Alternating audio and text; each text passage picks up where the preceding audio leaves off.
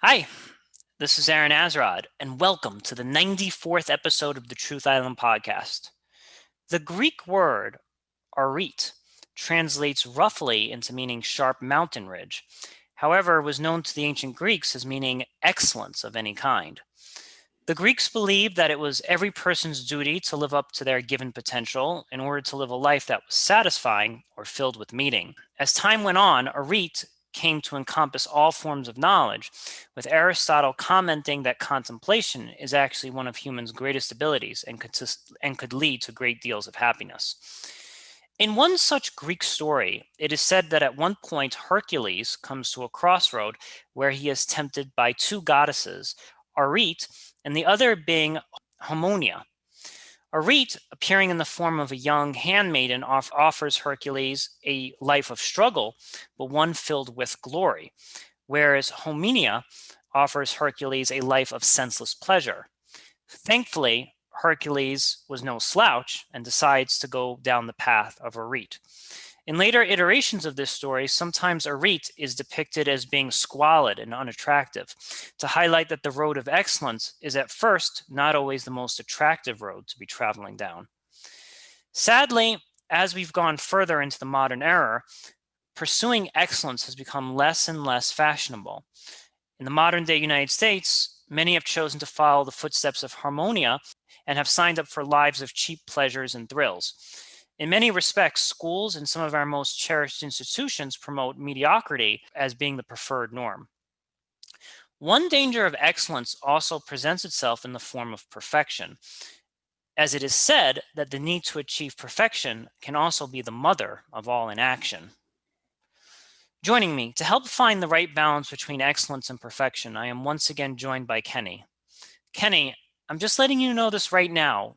If this podcast doesn't come out excellent, I'm deleting it immediately and we're doing it again. Is that all right? Okay? If it's not excellent, we're doing it all over again. I won't accept anything less from you than excellence.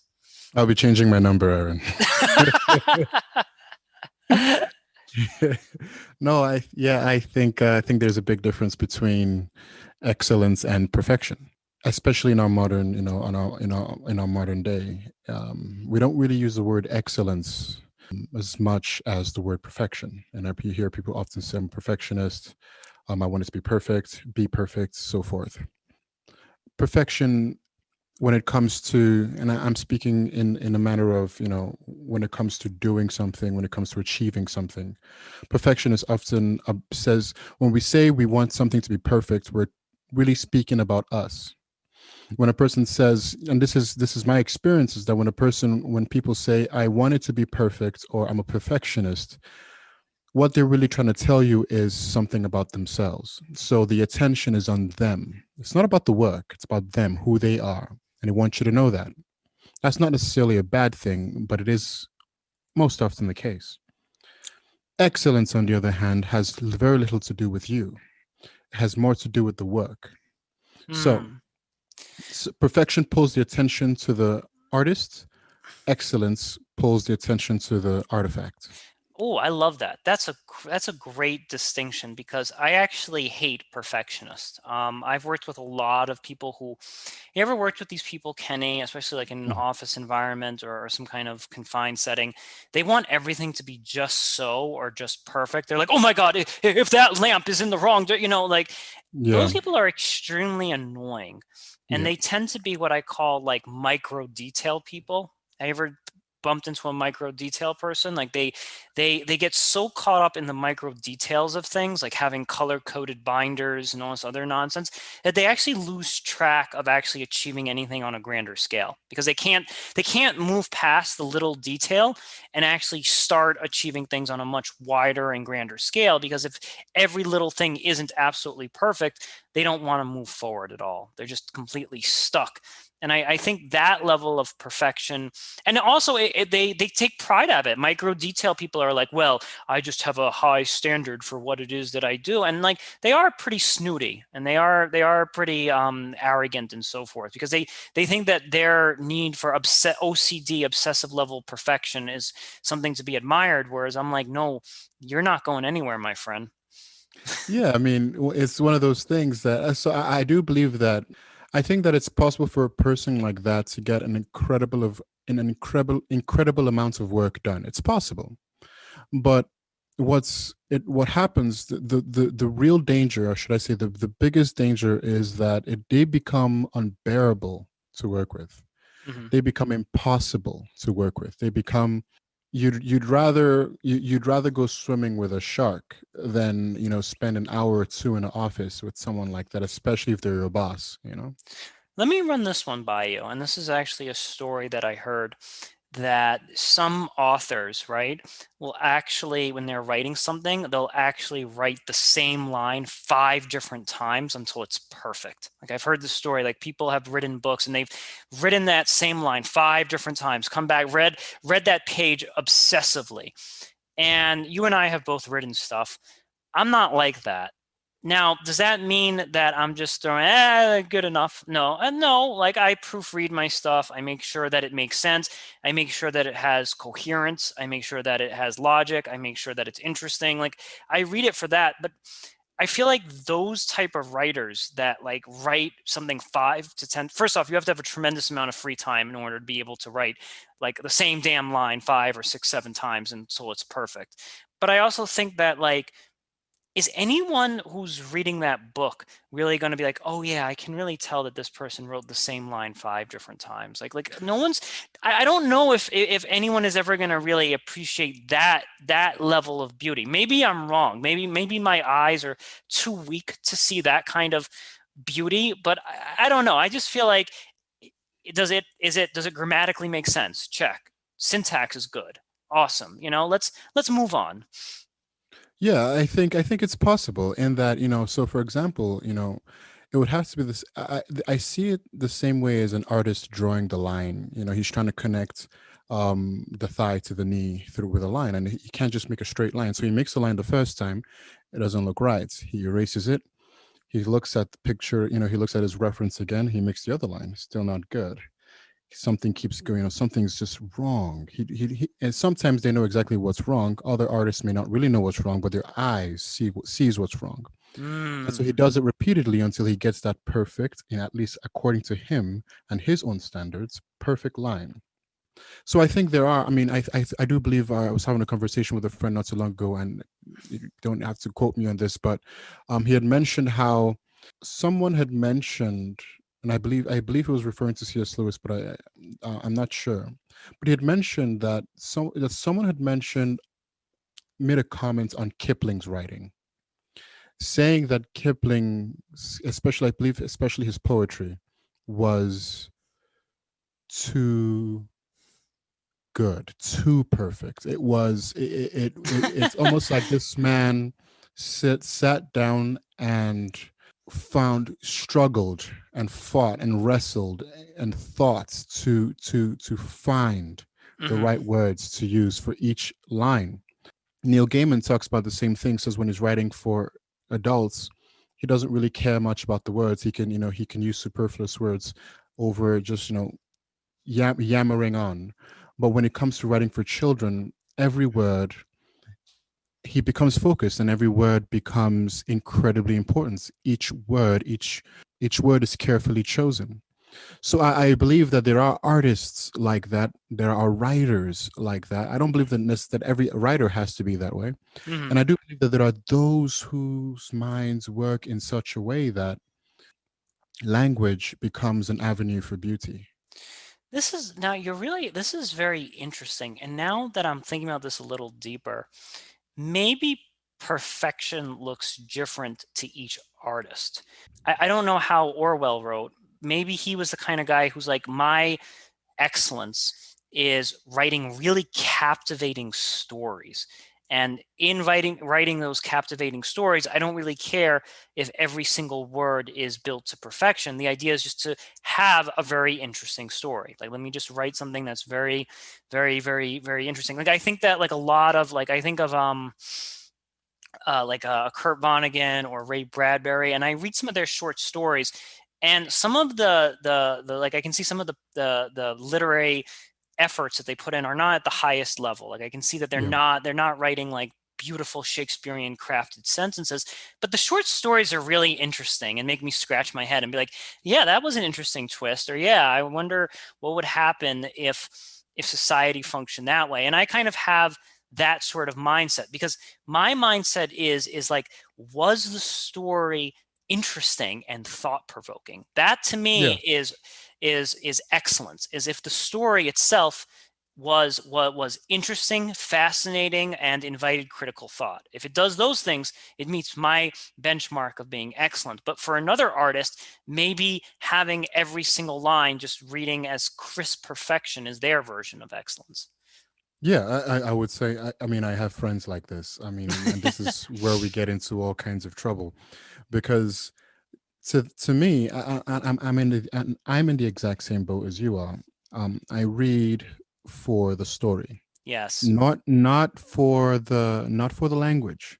I care very little about the language. Now, I begin to care about the language if it becomes distracting in the sense of the story is horrendously written, right? Yeah, of course. But for the most part, the story is far more important to me.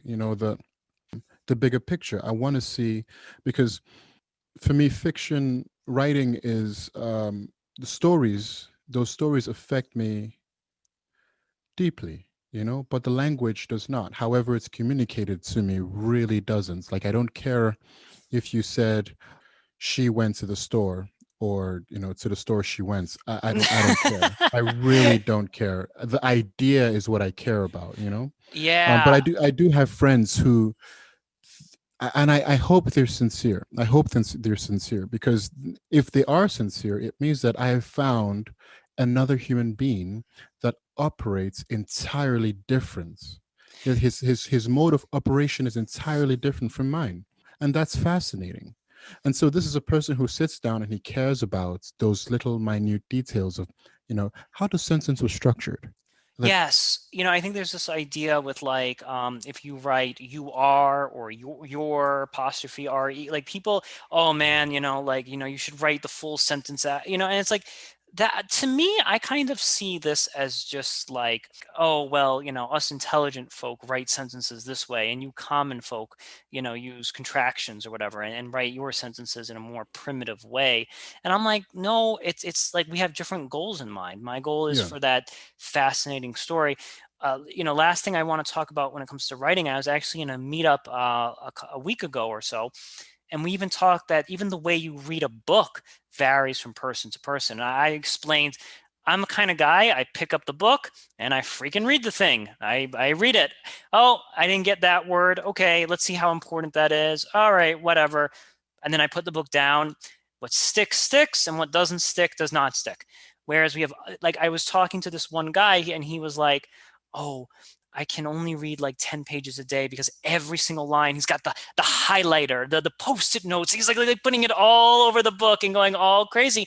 And it's like it takes him 3 months to read a single book because he puts that much effort into reading it. And I actually did take a step back and I said, man, am I reading wrong? Like, am I doing something wrong? Is that true excellence right there, having the book with all the highlighting and all the post-it notes? Or is what I'm doing excellence in the way that I'm reading the book, kind of just like cursory reading, glancing, extracting meaning, not extracting meaning? So that's, these are rough questions to ask. I think that people are incredibly different. And I Yeah, think yeah. that people, I mean, one of the things is, but you find that there is a system, a mode of things that is widely accepted. And if any variation to that is frowned upon and looked upon as troublesome. So, you have people who, I mean, you have books on how to read a book, which I think I'm telling you, man, it's ridiculous. It's Oh like, my it's God. you have a book that's, and title is how to read a book, or how to read a book like a professor, or how to read a book like a like a critic. Hmm. It's like, bruv, if you're not doing that naturally, that's not what you ought to be doing, because you're not a critic, you're not a professor, and you're certainly not whoever wrote this book about how to read a book. See, read the book the way you enjoy reading the book. If you're a guy who sits down for six, for 6 months and put with post-it notes and like strings, like conspiracy theorists stringing things and Yeah. photographs, I've seen these type people. then good to you, man. Do you enjoy it? Like when you read the book, do you do when the book is closed, do you say, "Wow, what an adventure! Yeah. What a great time!" One of my friends says, "What a hoot! What a great time!" Or are you a guy who takes a week and you just whatever sticks, whatever doesn't stick, just like whatever. Like I don't care. Like what the point is, at the end of the day, are you happy you read that book? That the joy is far more important than the technicalities. And then I have a friend who reads a book. He can read a 300-page book in less than an hour. You know what I mean? That's the kind of mind he has. But still, the same advice is to him. Do you bloody enjoy it, man? Yeah. So I think that I I think think that people. I think you might be onto a good trail here where I think that joy and excellence go hand in hand. That's something I think that's a good spark and that's a good connection that you've just made because I feel like some of these what we call sticklers for perfection, they don't really enjoy it. I don't think anyone enjoys being OCD and putting 1,000 post-it notes in their book or whatever. I don't see that as enjoyable. I see that as frustrating. And what ends up happening is more often than not, they actually just give up. They actually don't get through reading that book. They don't get through doing what it was because their standard is so incredibly high. And I see this in the world of fitness as well. Like I say, oh man, I didn't do 13.2 reps or whatever it is, and then like my thing was slightly off, and then they have like the slightest dent in their progress or the slightest dent in whatever it is that they're doing, they give up because they're like, oh man, my thing. Whereas I'm like, I say that that's ridiculous. And again, the biggest example of who I think really made this work and is Joe Rogan, because if you listen to his early podcasts, they really suck. They're terrible. Like it's just him fooling around and joking and screwing, and it's like that guy had no perfection in mind. He just pursued something and then eventually over time it became excellent because he just kept on doing it. I think just constantly doing something and like I think I became a better reader by reading more books, not creating obsessive post-it notes about the books, but just reading more. I'm like, okay, looks like when I was 17 or 18, I read books and I understood maybe 30% of what was in the book. Okay, how did I get better? I just kept on reading more. I just kept on doing it and doing it and doing it. I didn't just pull my hair out and say, no, I can't move forward until I understand this one book to perfection. No, I'm like, hey, I'm not ready. I'm not at a time where I can understand this yet. Yeah, practice. I mean, the constant repetition is vital to to anything we want to be excellent at. Except, of course, if we're just born with some talents for the thing. Yeah. Um, but most people, repetition um, is vital to the attaining of excellence. Okay. Now I think we've made a good distinction here between perfection and excellence. Now Mm. there is another point in which we're maybe slipping a little too far from the excellence road. Like, okay, we agree, perfection is futile. Don't try it. Yeah. Don't be obsessive. However, when are we getting too sloppy? Because I think there is an extreme of over sloppiness or being too mediocre, and relishing in your mediocrity. And I see this a lot in what's demanded from us when we go to school or when we go to work. Mediocrity is celebrated and it's demanded of us every single day. And I think to myself, well, why exactly is that? And it has a lot to do with time, right? Like, can you really be excellent if you have a deadline to meet?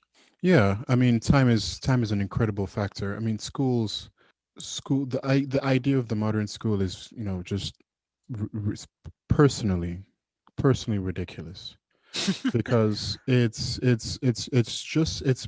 me it's like a stage show.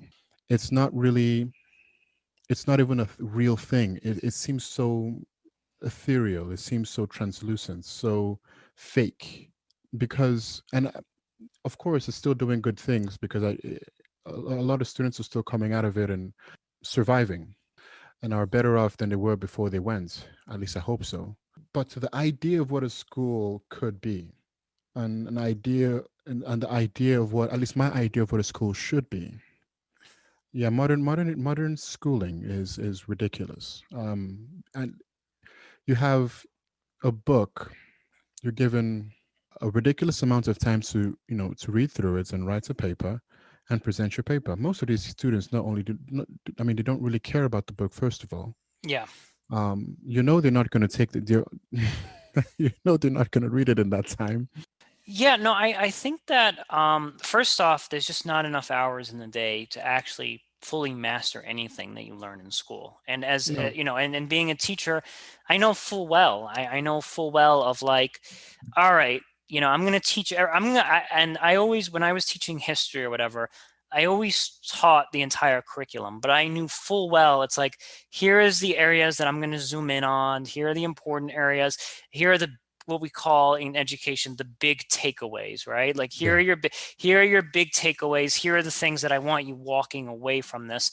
And there's positive and negatives to this approach. The positive obviously is that you do get a broad stroke of everything, and okay, maybe you're better off knowing a little bit about Pythagoras, a little bit about how the body works, a little Roman Empire history. I think that broad stroke is helpful in some sense.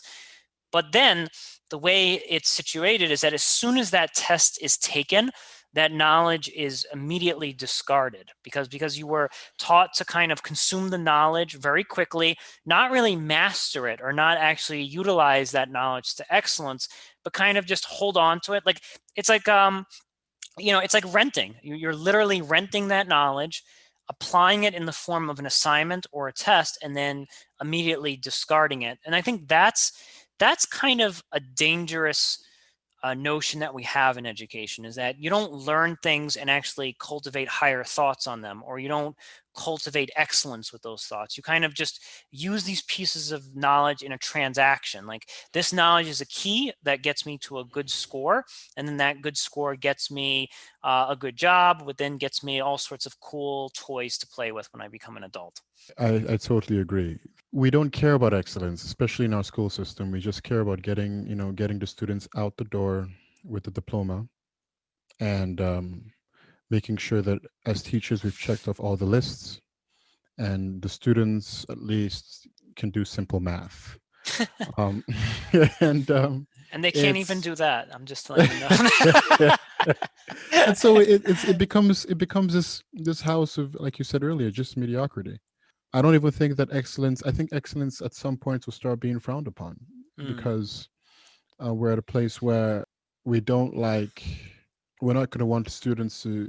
We're not going to want students to stand out. We're not going to want students to pursue something to the point of greatness, because greatness always, how you say, greatness is never, or should I say, is often very reluctant to follow the usual path. And Yes. so you have more troublemakers than you know what to do with.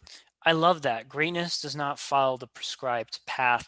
I think I mentioned this on another podcast with someone. One of the words that I hate it's a New York word, and I especially hate it, is the word multitask. Ah, It's the word I hate more than anything else. And then this is one of the questions that they'll ask you on a job. Can you multitask? And I'm like, do you mean do a bunch of things pretty poorly at once? Yeah, I can do that. I can do a half-assed job at many things and not really succeed in doing any of those things. But if you want me to pretend to do those things, I can do that. Is that what you're looking for? Sure, sign me up. And I mean, let's just think about how ridiculous it's like. Think about how ridiculous the word multitask is. It's an absurd notion. It's like you want me to come and do a bunch of stuff at a half-ass rate and call it a day. And I'm like, or do you want me to come in there and pick one thing and I'm really, really going to do it awesome. I'm going to take your company, I'm going to take your business to the next level. And they make the little calculation in their head of like, well, that's going to take too long. We want to make money now. We want to make money. We want to produce right now. And for you to go tinker and think and do this and that, we don't have time for you. And you're right. In order to do something excellent in this world, or to actually do a bang up job, you actually have to separate yourself from society. Like, again, it's the I think we talked offline before we even started recording, of the guy who spends 3 months making the perfect handmade table, as opposed to the factory in IKEA that's pumping these things out every day. with lesser with not at all the same quantity, not at all the same quality, excuse me. And but we like that because it's financially beneficial. Excellence is not good for business. I like that. um Excellence is and not good from. I might I steal mean, that. I mean, think about it. I mean, look at the difference between Microsoft and Apple. Anybody who owns a Microsoft computer will tell you that, okay, it's fine, like it's beautiful, and it seems to be, it gets the job done. Hmm. But whenever you talk to a guy who owns an Apple computer, they say, listen, man, this thing is built to last. This is not dying anytime soon. Like, the whole thing about cockroaches being able to survive a nuclear war. Yeah. Apple might be able to do that, or Apple computers might be able to do that, because these things are sturdy, they're well done. But Jobs is gone now. Steve Jobs is gone, right? And so the next guy in line, hopefully he's keeping up with the standard. But eventually, some hotshot CEO is going to take his place. It is just the case. Some hotshot CEO is going to take his place, and they're going to look at the numbers. They're going to say, okay, listen, how do we make more money, right? Hmm. So, well, sir, we don't really have to use these the same materials we've been using. They're bloody expensive. So what we can do is we can change to a certain kind of plastic that looks quite like, it looks similar to the old product, but it's not. In fact, it's about a fifth of the price, right? Like, wonderful. Well, what else can we do? Well, we can start producing it in Bangkok or China or whatever. Let's not have it made here, because American hands are expensive hands. So let's take it to cheaper hands, and then on and on and on. And next thing you know, Apple is exactly where Microsoft is. That's funny. I'm actually a PC fan, so I use Microsoft, and it's probably because I just grew up with it, so that's like my default thing. And with the Apple computers, I never got used to I like right clicking. I'm a huge fan of the right clicking, and Oh, I and yeah. I No, never. Yeah, go oh, don't ahead. get me wrong. I'm a PC guy. All my computers are PC, but I'm suffering because of it. My wife and I have been thinking about switching to Apple, and we're thinking about doing it pretty soon. But the point is simply that most companies, most products, most artifacts, over time, when it gets into the hands of grubby businessmen, when Yeah. it becomes about the business, about the revenue, quality suffers for the sake of quantity. Yeah, no, I think you're fundamentally right, and I'm absolutely positive that since Jobs passed away, that the quality factor is probably decreasing. I'm not. Don't base your stock portfolio off what I'm saying right now, but like I think that there is usually a visionary who does things the really hard way, and that visionary is typically stoned. They're like, what the hell is it that you're doing? You're taking us down a very long and arduous path. And they're initially stoned and chastised and ostracized for that.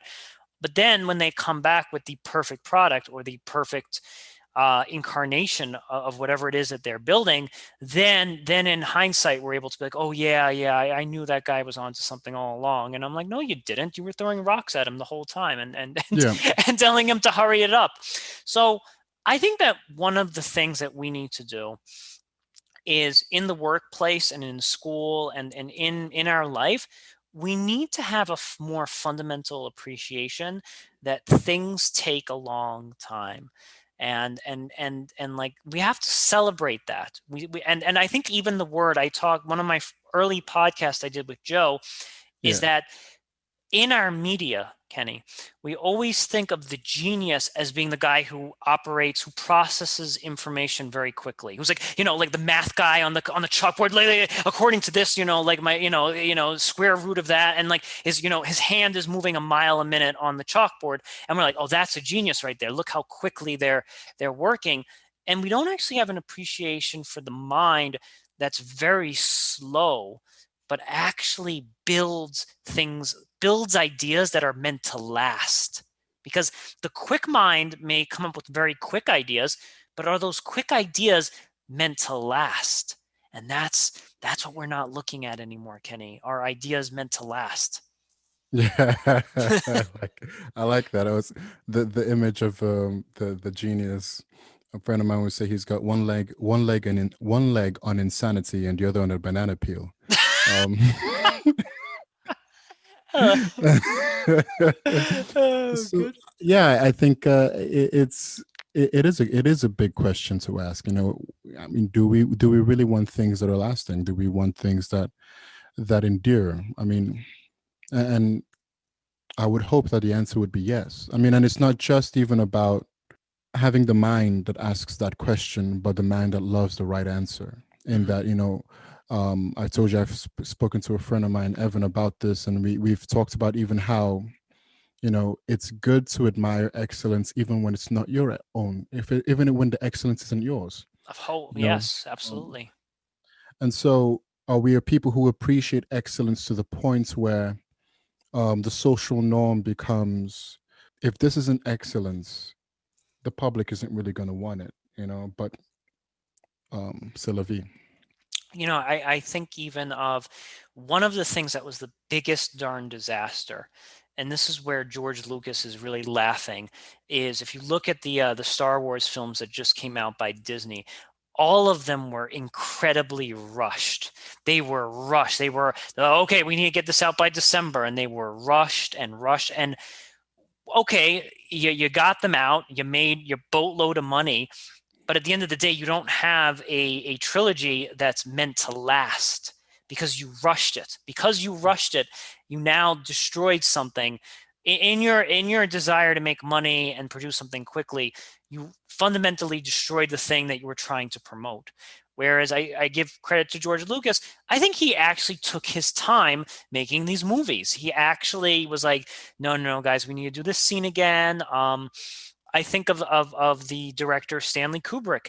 He would shoot the same scene like over 200 times until it met.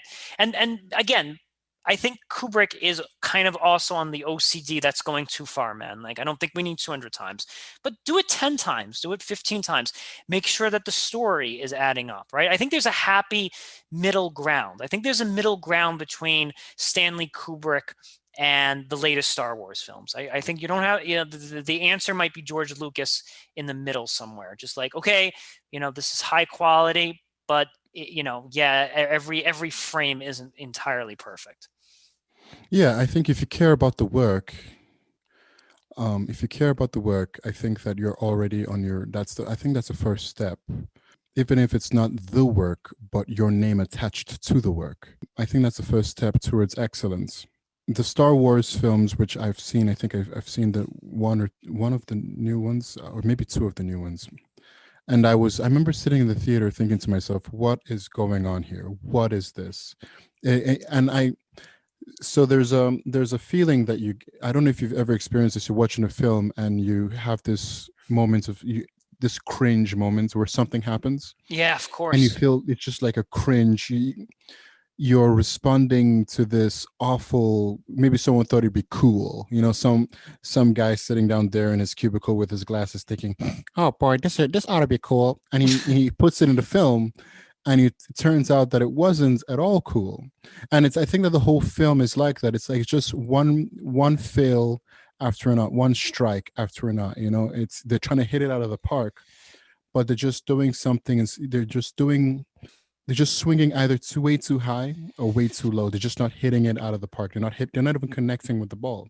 Yeah, um I um I think that, and I think that also when I saw those films, the latest installment, I could see it's like you guys were aiming for mediocrity because there's not even one memorable line. Like I think that the classic Star Wars have memorable lines built into them. Fear leads to Buttloads. buttloads, right? Like fear leads to anger, anger leads to hate. And all of these wonderful, really. I'm not saying every line is a gem, but they do have some poetic lines in there that really get the noggin thinking. But Yeah. there's not even a single good line in the entire new trilogy, and that's an example of like not being the obsessive guy making sure that every line is perfect. But man, you didn't even bother putting in a single gem, not even a single line that's substantial and worthwhile. And that's a train wreck. That's a disaster right there, where you were literally like everything was just okay and you still went forward with it. Yeah, and that's the thing about, so the guy who's writing every single line over and over, even if he's doing it 1,000 times, I think that a guy like that could still be motivated by excellence, because I think that's the difference between a guy like that. So I think let's say they're two different writers. One of them is both of them are writing the same line hundreds of times, right? Yeah. One has one has a realistic vision, and they know when they're going. They know when they meet it. So they're looking at something. They have some reference, either a reference in the real world or a reference in their mind, and they're trying to get their muscle memory, to match that reference. The other person has no reference whatsoever. They have this impossibility, walking backwards in the sky while fighting a dragon. Where it's unbelievably, foundationless. Hmm. And so he's writing and writing and writing and writing, trying to meet this mark, this platonic ideal that does not exist.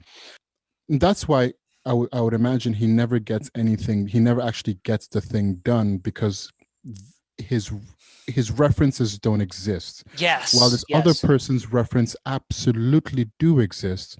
And it may take him 100, 1,000, a million times, but he will eventually get it, and he will know when he's gotten it right.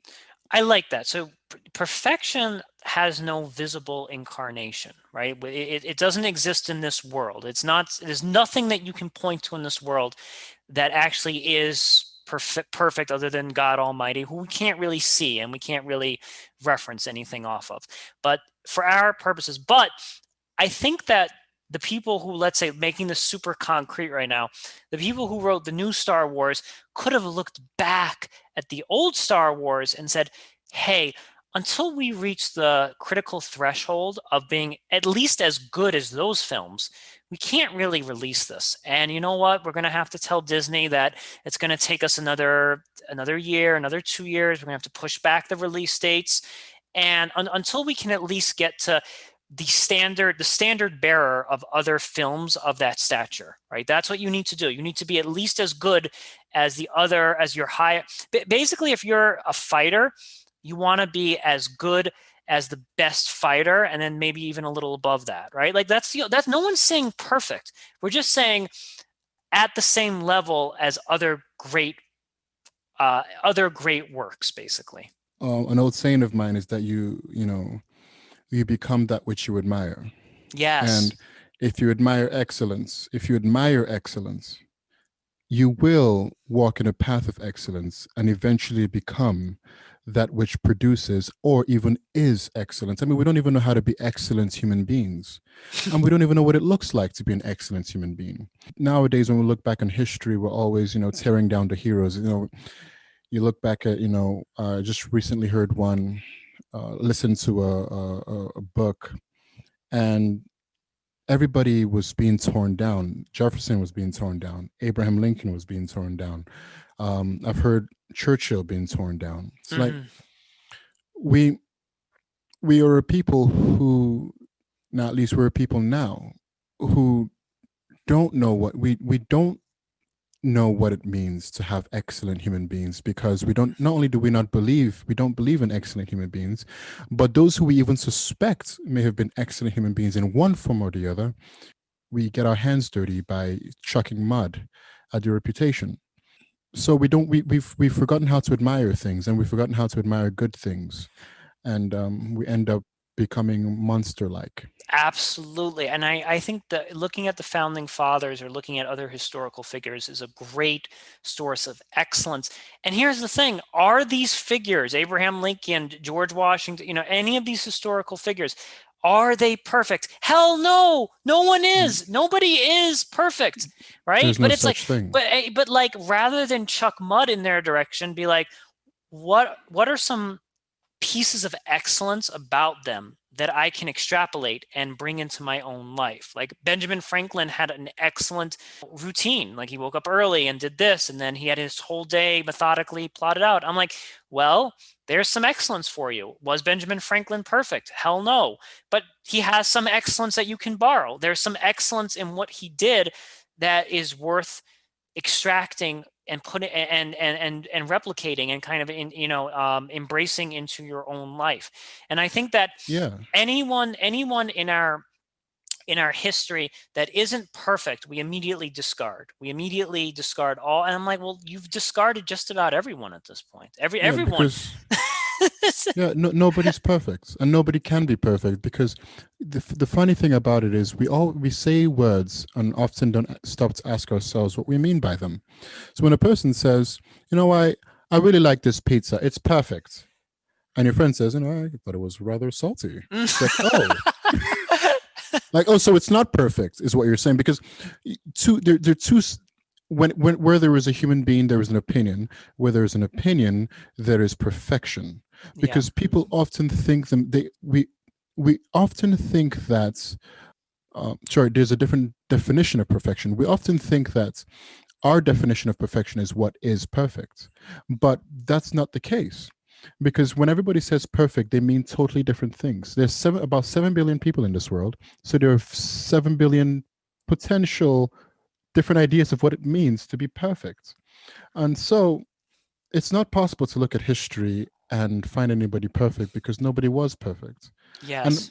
our our culture, our modern day culture, doesn't allow for, how you say, a for the existence of that which was, imperfect and yet useful, or imperfect and yet noble, and so forth. Because the minute you say, do, or are associated with anything that, the modern day considers wrong, antagonistic, or whatever it may be, your life is over. It Hmm. doesn't matter that you're a great father, your life is over. It doesn't matter that, you may have been a successful businessman, your life is over. It doesn't matter that you give to charity, your life is over. So we've become very, very violent. I want to, I think a good analogy is this idea that you mentioned about the salty pizza. And like I can even kind of compare the slightly, like the pizza that was made with excellence, but then one person says, oh man, this is slightly salty. It's like I almost think of this as being like in my podcast in a way, because on this show I mispronounce words, I say things that are wrong all the time, but I still strive for excellence. But I realize I'm never going to be perfect. There's never going to be an episode that is absolutely perfect ever. And that is a baseline acceptance that I've come to when doing any kind of piece of art or any kind of work. It's never going to be Yeah. perfect, but that doesn't mean I get sloppy with it and say, yeah, yeah, man, I was like chilling on my couch and then I grabbed a beer and then this girl called me. And I don't just talk about nonsense on this show. I try and talk about high quality stuff. But even in that goal of aiming for excellence, Yeah. for excellence, I know it's never going to be perfect. So that's something to keep in mind. Last thing I want to talk about with you, Kenny, is Hmm. should we strive for excellence in everything that we do, or should we just come to terms with the fact that we're only going to be able to achieve excellence in maybe a few specific domains? I think that's a wicked good question. I'll answer it by asking a different question. No, no, I think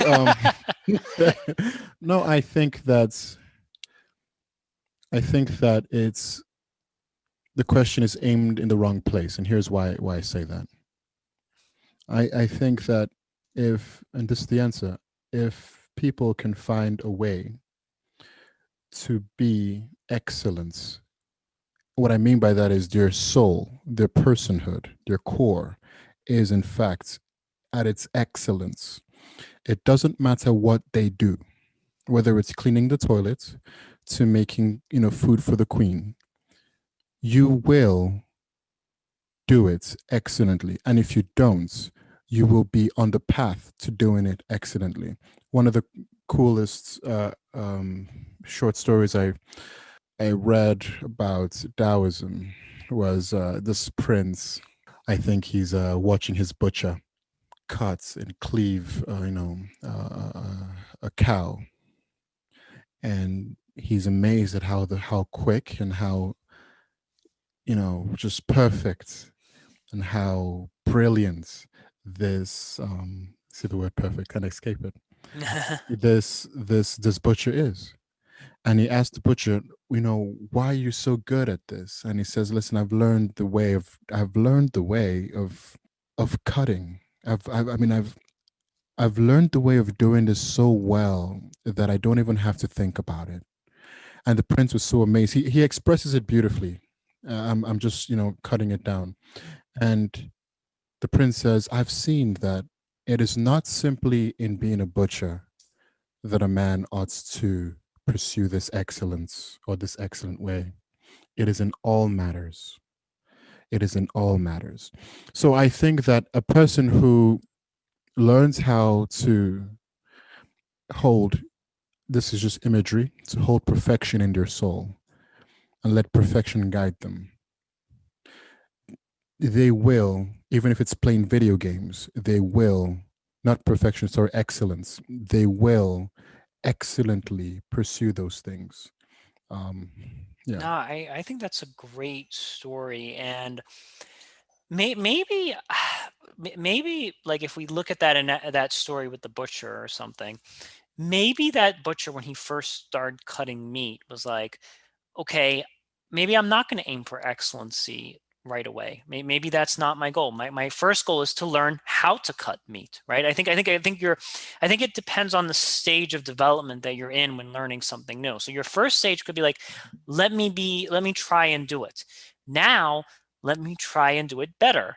Now, let me try and do it better. Now, let me try and get to an intermediate level of understanding. Now let me try and get to an expert level of understanding. And then by the time you get to mastery, you don't even realize it. Like you've actually reached excellence. Like I think a lot of people are like, I'm going to be excellent from day one. Like right, they're like, I'm on the road to excellence, and they've already committed themselves to excellence on day one. And I'm like, you can't possibly be on the road of excellence on day one because you're doing it for the first or second time. It's just not going to happen. But I think being conscious, I think this is what the word we're looking for is being conscious and being and evaluating yourself as you go along of like, am I getting better at this? What could I be doing a little bit better? You know, last time the meat came out rather tender. Let me do this instead.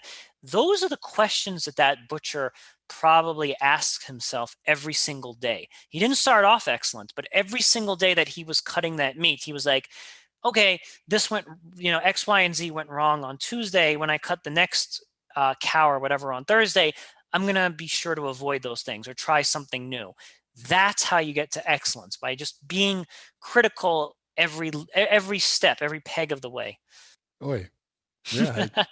Um, it's I would say that that would be an incredible feat. Yeah. I like what you said. I think you've answered my question because I was like, can I be excellent at scrubbing my toilet or whatever? And I think maybe the first thing you just need to do is scrub your toilet and then make sure that you're just doing it better each and every time that you do it, like just make sure that every little thing that you're doing, you're getting better at doing. And I think if you're doing that, excellence is just, it's bound to find you at one point or another. Oi. Was this an excellent conversation? What would you say, I'd like to Kenny? I'd like to think so. All right, I guess I don't have to delete it. Awesome. All right, Kenny, thank you so much for being on the show today. No worries. Thank you for having me, Aaron. This concludes the 94th episode of the Truth Island podcast. I'm Aaron Azrod.